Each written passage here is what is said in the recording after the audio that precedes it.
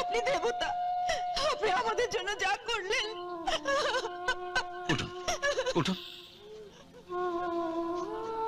আমি একজন ডাক্তার। ডাক্তারি পাশ করে বেরিয়ে আসার সময় শপথ নিয়েছিলাম নিঃস্বার্থভাবে রোগীদের সেবা করব। আমি তো শুধু সেটুকুন করেছি, এর চেয়ে বেশি তো কিছু করিনি। আপনার পাশে যিনি দাঁড়িয়ে আছেন উনিও তো একজন ডাক্তার। ডাক্তারি পাশ করে বেরিয়ে আসার সময় উনিও তো শপথ নিয়েছিলেন যে নিঃস্বার্থভাবে রোগীদের সেবা করবেন। মেয়েকে নিয়ে সকালে এসে দেখলাম উনি নার্সের হাত দেখছেন, আর এখন দেখলাম উনি নার্সের সঙ্গে লুডো খেলছেন। ডাক্তারবাবু, কত টাকা দিতে হবে? না না, এটা সরকারি হাসপাতাল, এখানে চিকিৎসা করাতে টাকা লাগে না। আপনারা বসুন, ও ঘুমোচ্ছে, ও ঘুম ভাঙলে ওকে নিয়ে যাবেন।